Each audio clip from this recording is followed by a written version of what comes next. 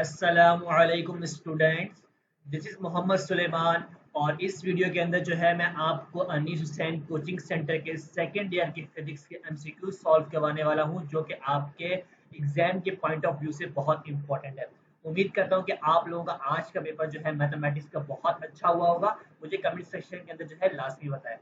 तो एमसीक्यूज को डिस्कस कर लेते हैं कि आपके पास एमसीक्यूज जो है कौन कौन से यहाँ पर गिवन है।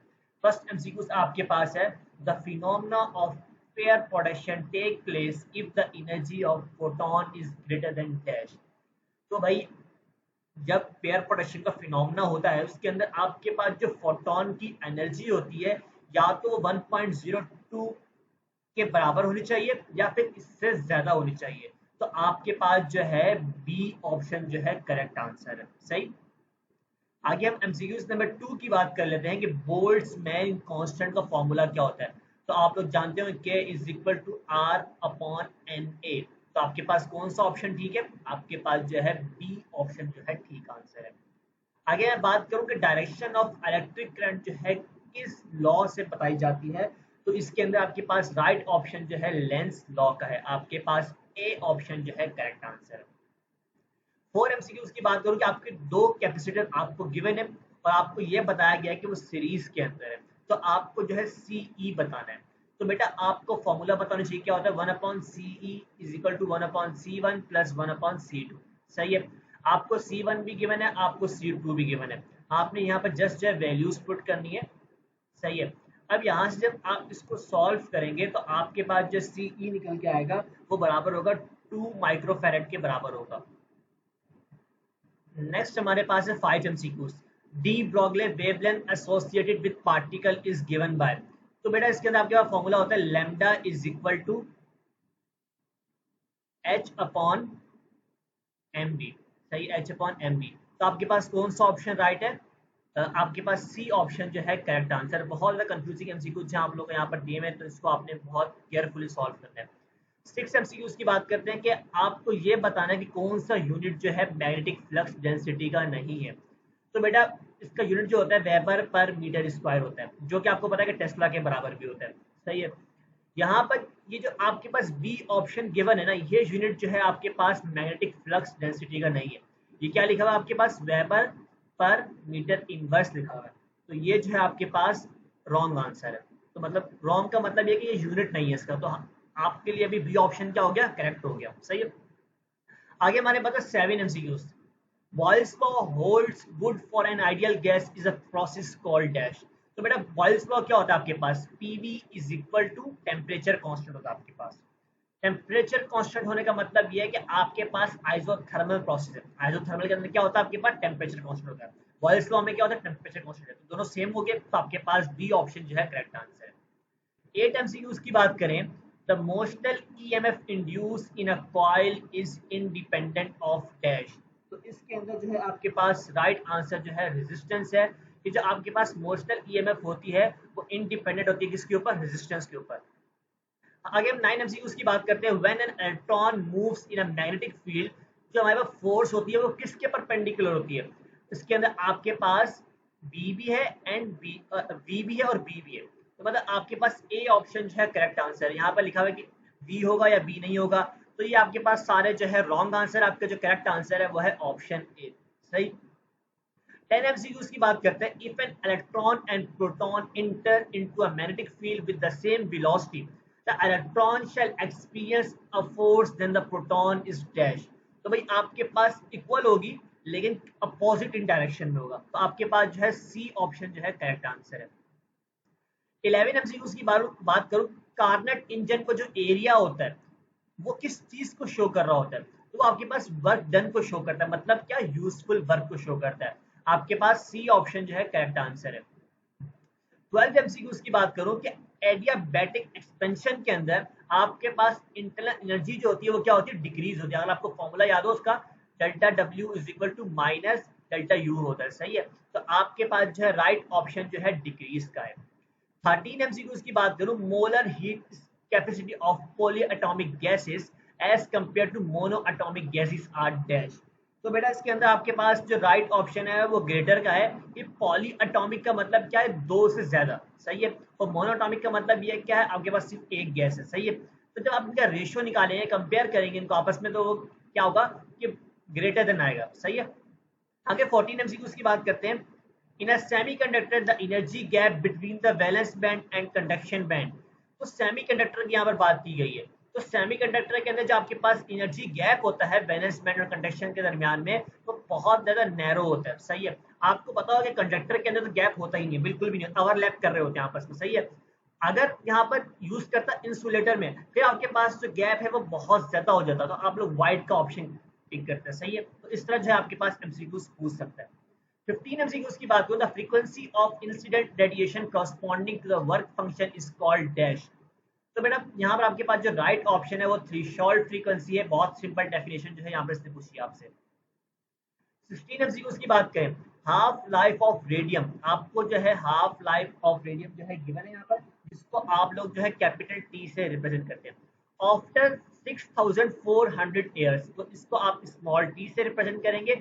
यहाँ पर बेसिकली आपको क्या चीज निकाल के देनी है, देखो पहले आपने ना एन एन निकालना है। एन कैसे निकालेंगे, कैपिटल टी, सॉरी यहाँ पे आप लोग जो है small T divide by capital T लेंगे, सही है। तो आपने वैल्यूज यहाँ पर पुट कर देनी है, सही है। आपके पास क्या निकल के आएगा, 4 आंसर आ गया।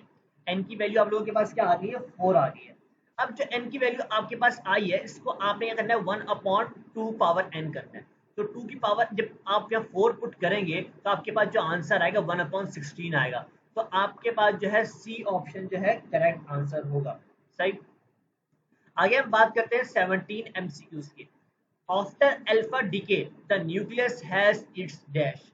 तो बेटा देखो इसके अंदर क्या होता है, अगर आपसे ये मास नंबर की बात करें ना, मास नंबर की, तो उसमें जो है डिक्रीज बाय 4 है, जो कि आपका डी ऑप्शन करेक्ट है। लेकिन यहाँ पर अगर आपके पास एटॉमिक नंबर की बात करता है, तो फिर आपके पास डिक्रीज बाय 2 होता, सही है। तो दोनों कंडीशन आपसे पूछ सकता है। आगे हम बात कर लेते हैं 18 एमसीक्यूज की। ये एमसीक्यूज बहुत इंपॉर्टेंट है, पता है ये अगर आप पास्ट पेपर देखेंगे बहुत दफा आपने एमसीक्यूज ये सुना होगा। In the treating localization cancer tumour we use a narrow beam of dash. तो इसके अंदर जो आपके पास राइट ऑप्शन है वो है option D, gamma rays from cobalt 60। 19 MCQs की बात करें, the frequencies in spectral lines emitted in Lyman series. तो आपके पास जो है अल्ट्रा वायलेट जो है इसके अंदर राइट ऑप्शन है, सही। आगे हम बात कर लेते हैं 20 एमसीक्यूज की। When fast moving electron are stop by metal of high atomic weight. ये फिनोमेना कौन सा होता है आपके पास, एक्स रे फिनोमेना, सही। 21 एमसीक्यूज हमारे पास है कि maximum efficiency of heat engine is obtained by. तो आपको जो एफिशिएंसी हीट इंजन की ज्यादा चाहिए होती है, इसके अंदर आपको क्या करना पड़ता है, जो डिफरेंस होता है टेम्परेचर के दरमियान में, डिफरेंस ऑफ टेम्परेचर, वो आपके पास जो है ज्यादा होना चाहिए, सही है। अब वो ज्यादा किस तरह हो सकता है कि अगर आपके पास टेम्परेचर की एक वैल्यू बड़ी है, एक वैल्यू छोटी है, तो डिफरेंस ज्यादा हो जाएगा। तो आपके पास जो है बी ऑप्शन करेक्ट है। इसमें देखो आप सिंक का टेम्परेचर डिक्रीज कर रहे हो और इंक्रीज कर रहे हो सोर्स का, तो इससे जो है आपके पास मैक्सिमम एफिशिएंसी हीट इंजन की आ सकती है, सही। अब आपके पास 22 एमसीक्यू से रिलेशन पूछा है कि delta we upon delta R किसका रिलेशन है। तो बेटा ये रिलेशन जो है आपके पास इलेक्ट्रिक फील्ड का होता है। यहाँ पर आपको ऑप्शन में कहीं भी इलेक्ट्रिक फील्ड नजर नहीं आ रहा, ठीक है। तो अब आपने ये करना है, या तो आप पोटेंशियल डिफरेंस टिक लगा दोगे, या फिर आप जो है अगर आपके पास एग्जाम के अंदर इलेक्ट्रिक फील्ड का ऑप्शन होगा तो आप उसके ऊपर जो है मार्क करोगे, सही। आगे हमारे पास है 23 एमसीक्यूज।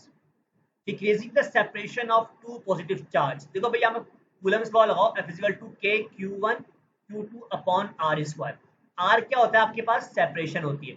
अब बोल रहा है कि सेपरेशन जो है टू पॉजिटिव चार्ज के दरमियान में क्या हो गई है, 1/2 हो गई है, हाफ हो गई है।